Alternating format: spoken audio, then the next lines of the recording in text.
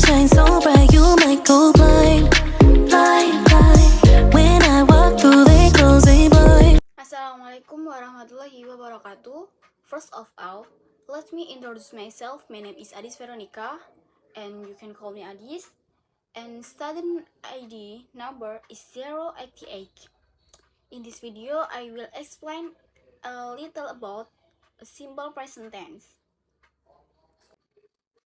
Simple present tense, a form of time tense in English that is used to express habits, general truths, or situational that occur routinely, repeatedly, or stably. This tense is used to express active or events that are happening at the moment, which occur repeatedly, or which are general truths. Oke, jadi simple present tense itu suatu bentuk dalam bahasa Inggris yang digunakan untuk menyatakan kebiasaan, kebenaran umum, atau situasi yang terjadi secara rutin atau berulang-ulang dan atau seterus-menerusnya. Tense di sini digunakan untuk menyatakan kegiatan atau peristiwa yang sedang terjadi pada saat ini, yang terjadi secara berulang-ulang atau merupakan kebenaran umum yang sudah dijelaskan seperti tadi. Oke, jadi simple present tense ini memiliki beberapa struktur. Di antaranya ada affirmative sentence, kemudian ada negative sentence, yang ketiga ada interrogative sentence, dan yang keempat ada why question.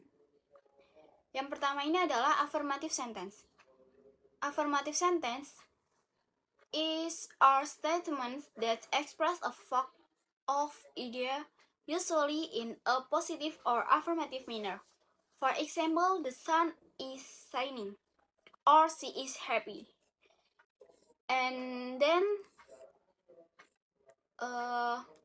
jadi kalimat afirmatif ini atau affirmative sentence adalah pernyataan yang mengungkapkan fakta atau gagasan biasanya dalam cara positif atau afirmatif.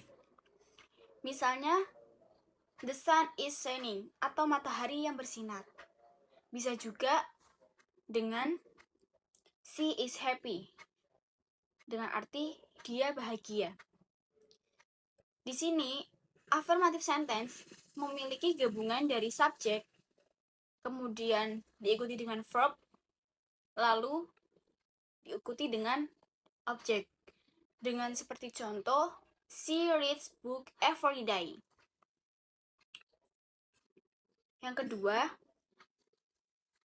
Struktur yang kedua adalah negative sentence.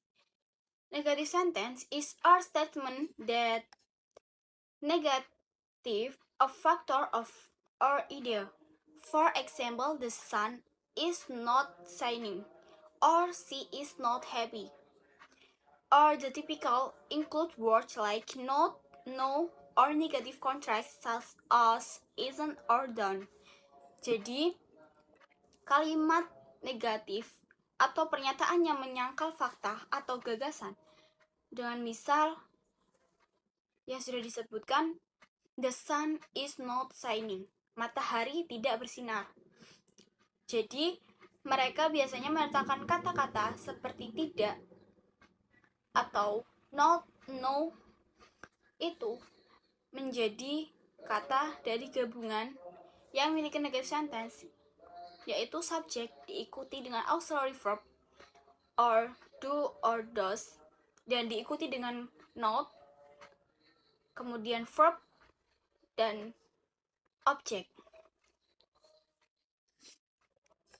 Struktur yang ketiga, interrogative sentence. Interrogative sentence is a complex sentence that combine independent clause or complete clause with dependent clause or independent clause. They bring together different ideas or pieces or information to create a more comprehensive statement. And for example, although it was raining, they decided to go for a walk. Jadi, Jadi kalimat interrogatif di sini adalah kalimat kompleks yang menggabungkan klausa bebas atau pemikiran lengkap dengan klausa yang terkait atau pemikiran yang tidak lengkap.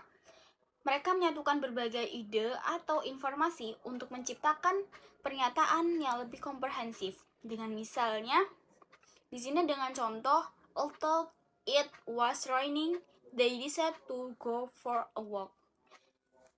Yaitu artinya, meskipun hujan, mereka memutuskan untuk berjalan-jalan.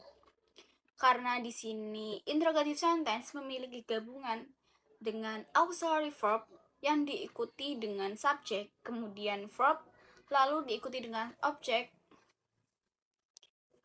Dan yang struktur yang keempat, di sini ada why question.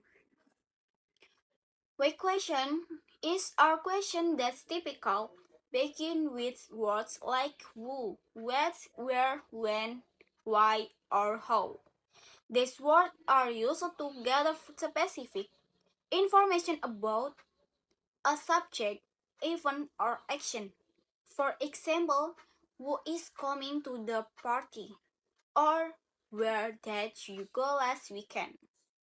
Jadi yang dimaksud dalam pertanyaan A di sini adalah pertanyaan yang biasanya dimulai dengan kata-kata seperti siapa, apa, di mana, kapan, dan mengapa, atau bagaimana.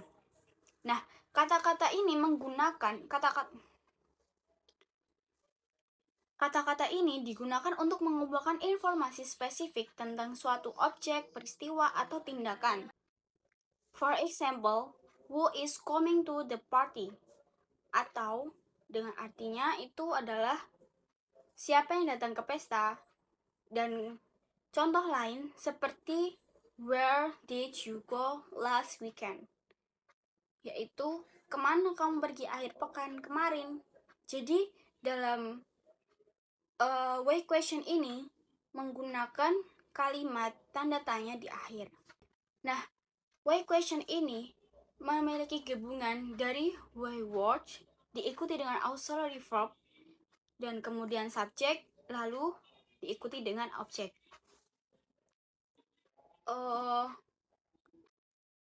Important or apa yang penting kita harus ingat dalam materi ini. It is important to remember that for third person singular subject or he, she, it, the verb is usually appended with s or s in positive tense. Jadi, yang penting untuk kita ingat bahwa untuk subjek orang yang ketiga itu menggunakan kata tunggal dengan kata kerjanya biasanya ditambahkan dengan s atau is dalam tenses positif. Dengan misalnya di sini ada contoh she plays atau dia bermain atau dia sedang makan atau ia tidur. Dan sedangkan pada kalimat negatif atau kalimat interrogatif kita menggunakan kata those untuk subjek orang yang ketiga tunggal. Next, conclusion atau kesimpulan dari simple present tense ini. Jadi simple present tense is a form of time in English that is used to express habits, general truths, or situational that occur regularly in the present tense with its simple sentence structure and as a verb in basic form. The simple present tense is important in everyday communication in English. Jadi dalam kesimpulan simple present tense ini adalah dalam bentuk waktu dalam bahasa Inggris yang digunakan untuk mengungkapkan kebiasaan, kebenaran, atau situasi yang sering terjadi dalam present tense ini. Dengan struktur kalimat yang sederhana dan penggunaan kata kerja dalam bentuk dasarnya, yaitu penting dalam komunikasi sehari-hari menggunakan bahasa Inggris. Okay, thank you for listening to me and sorry if there are any word wrong in my speaking. Okay, thank you.